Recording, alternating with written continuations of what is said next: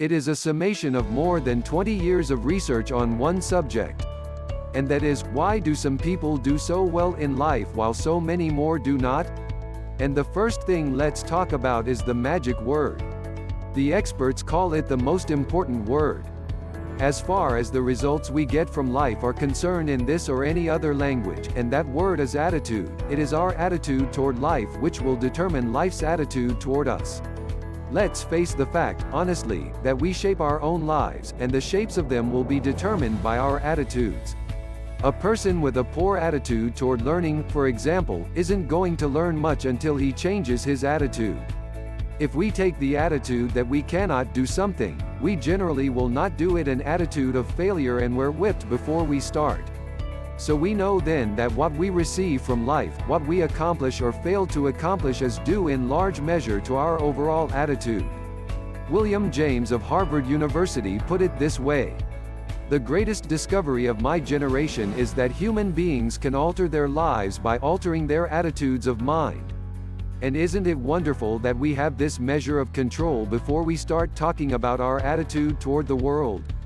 Let's talk about our attitude towards ourselves, since it is the attitude we take toward ourselves, which determines our attitude toward the world. Now, right here we come to a rather strange fact. We're so familiar with ourselves. We tend to take ourselves for granted. We tend to minimize the things we can accomplish, the goals we can reach, and, for some equally strange reason, believe others can accomplish things in our field, which we cannot. There are literally millions of human beings living narrow, darkened, frustrated lives, living defensively simply because they take a defensive, doubtful attitude toward themselves, and as a result towards life in general. Many people are suspicious of and oppose change.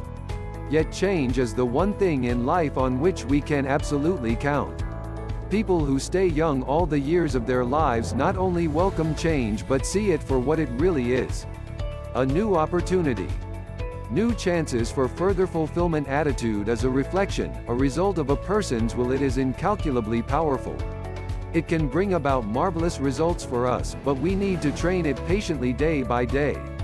Now let's talk about the attitudes of people who are successful, the top 5% of the people who go sailing through life from one success to another, and who, even when they fail at something, shrug it off and head right out again, no matter who the person is or what he does. Men and women in sales, business executives, people in all the professions, wives and mothers, students, top people in the armed forces, public servants, men and women in the service of religion, working men and women in all fields of endeavor. Wherever you find a person doing an outstanding job and getting outstanding results, you will find a person with the right kind of attitude. These people take the attitude toward themselves that they can accomplish what they set out to accomplish. That there's no good reason on earth why they can't be competent, successful. They have a healthy attitude toward themselves and as a result towards life and the things they want to accomplish, and because of this, they achieve some remarkable things and they come to be called successful, outstanding, brilliant, lucky, and a lot of other things. They're quite frequently no more brilliant or outstanding than the majority of the people by whom they're surrounded. But they did develop the right attitude, and they found their accomplishments not too difficult and many times surprisingly easy, simply because it seems that so few are really trying, really believe in themselves. Successful people come in all shapes and sizes and in widely varying degrees of intelligence, background, and so on. But they all have one thing in common. They expect more good out of life than bad. They expect to succeed more than they fail. If you want something worthwhile, take the attitude that there are a lot more reasons why you can have it than there are that you cannot, and set out to earn it. Go after it, work at it, ask for it, and 9 times out of 10, you will get it. Our environment is really a mirror of our mental attitude. If we don't like our environment, we have to change our attitude first. Now the world plays no favorites. It's impersonal. It doesn't care whether we change or not. Adopting a good, healthy attitude toward life doesn't affect the world and the people in it nearly as much as it affects us. It will be impossible to even estimate the number of jobs which have been lost, the number of promotions missed, the number of sales not made, the number of marriages ruined by poor attitudes. But you can number in the millions the jobs which are held but hated, the marriages which are tolerated but unhappy, all because of people who are waiting for the world and others to change toward them instead of being big enough and wise enough to at least make a test which will prove beyond any shadow of a doubt where most or at least a big part of the trouble lies. Studies made to the lives of literally thousands of successful people have shown that they radiate confidence, assurance. They expect success and they get success. You can spot these people by the way they walk, by the way they look and act. You can feel it about them. When they enter a room, they may be short and fat or tall and thin or any combination in between, but they have about them the attitude of success in the record greener pastures. I'll get into this next statement, but right now I want you to realize, if you don't already, that in 5 years or less, you can get right to the top of the work you're now doing. I know this, but the important question here is, do you know this? The minute you do know it, you'll have this right attitude I'm talking about. The easiest and most effective means of forming a good attitude habit is to begin to act as though you have a good, positive, expectant attitude toward life. That's right. Begin right now to walk, act and look as though you belong to this group. If you're already in the top 5%, you'll know what I mean. If you've never tried it, you'll be amazed at what happens. Actions trigger feelings just as feelings trigger actions. Now let me tell you a little test you can make, which will prove beyond any shadow of a doubt that a good attitude can change a person's life as dramatically as walking from a darkened room into the bright, clear light of day. Not long ago, I read a line which went, "Life is dull only to dull people." This is true, but it also could have read, "Life is interesting only to interesting people," or "Life is successful only to successful people." And what I'm trying to say is that you must first become mentally, from an attitude standpoint, that which you wish to achieve. A famous restaurant here was being interviewed by a reporter who asked, "When did you become successful?" He replied, "I was successful when I was sleeping on park benches because I knew what I wanted to do and that I would do it." In short, his attitude had been one of success, of expecting success long before the material, that tangible rewards of success had been earned. We'll get into this particular phase of Lead the Field in record number 3, A Worthy Destination. But for now, remember that a person must act, look, and because of these things, feel successful before the success he seeks can come.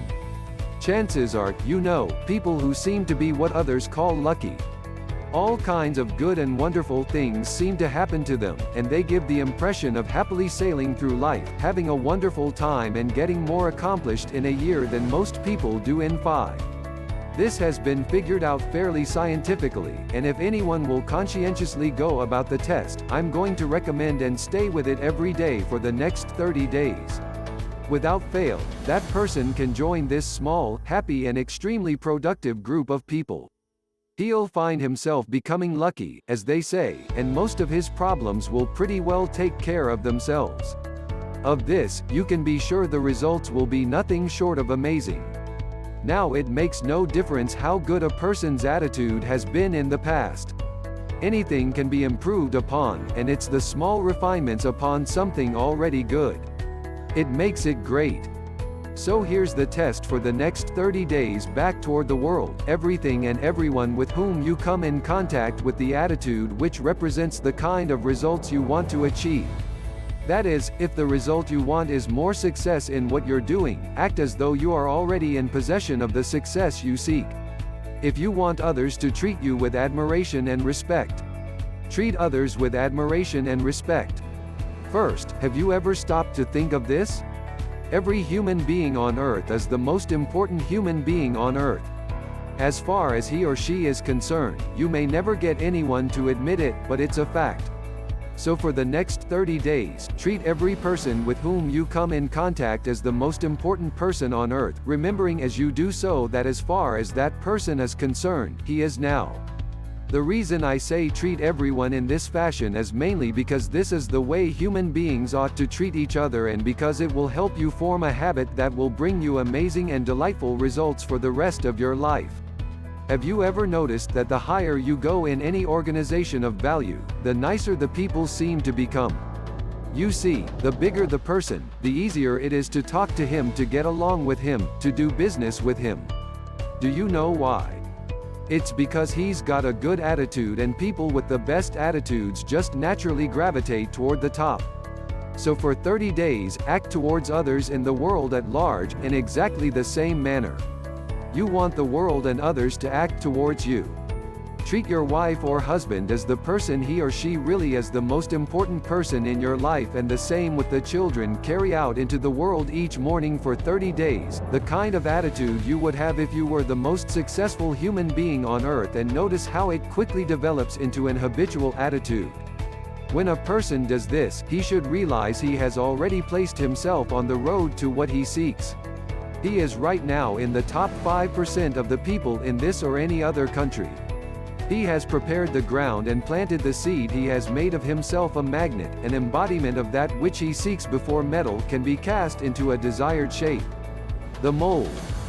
The expectant receptacle must first be fashioned before a building can be erected, the excavation must be made and the foundation laid, and before a person can achieve the kind of life he wants, he must become that kind of individual.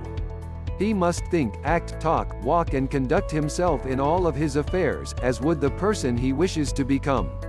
He is then, actually, that person, and the things that person would have and do will naturally come to him. Almost immediately, a change will be noticed.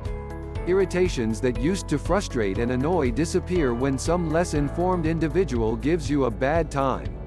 Stay on the track when someone cuts in front of you with his car or acts in any other manner that shows his ignorance and lack of courtesy. Don't permit yourself to drop to his level. Pity, for that's what he really deserves. That's the very group a person doesn't want to belong to. And if he acts like them, well, let's face it, he belongs with him. There's nothing in the world that men, women, and children want and need more than the feeling that they're important, that they're needed and respected.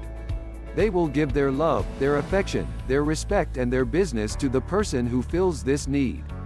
So the magic word is attitude, and in summing up a few points to keep in mind. 1. It is our attitude at the beginning of a task which, more than anything else, will affect its successful outcome. 2. It is our attitude toward life, which determines life's attitude toward us. 3. We are interdependent. It is impossible to succeed without others, and it is our attitude towards others which will determine their attitude toward us. 4. Before a person can achieve the kind of life he wants, he must become that kind of individual. He must think, act, talk, walk, and conduct himself in all of his affairs as would the person he wishes to become. 5. The higher you go in any organization of value, the better will be the attitude you'll find. 6. Your mind can hold only one thought at a time, and since there's nothing at all to be gained by being negative, be positive. 7. The deepest craving of human beings is to be needed, to feel important, to be appreciated. Give it to them and they will return it to you. 8. Look for the best in new ideas. As someone said, I've never met a person I couldn't learn something from. 9. Don't waste valuable time broadcasting personal problems. It probably won't help you. It cannot help others. 10. Don't talk about your health unless it's good. 11. Radiate the attitude of well-being, of confidence, of a person who knows where he's going. This will inspire those around you and you'll find good things will begin happening to you. And 12. Lastly, for the next 30 days, treat everyone with whom you come in contact as the most important person on earth. If you'll do this for 30 days, you'll do it for the rest of your life. In the next recording, I'll talk to you about greener pastures. But now, in closing, remember the words of Walter Jill Scott of Northwestern University. Success or failure in any undertaking is caused more by the mental attitude, even than by mental capacities. Thank you.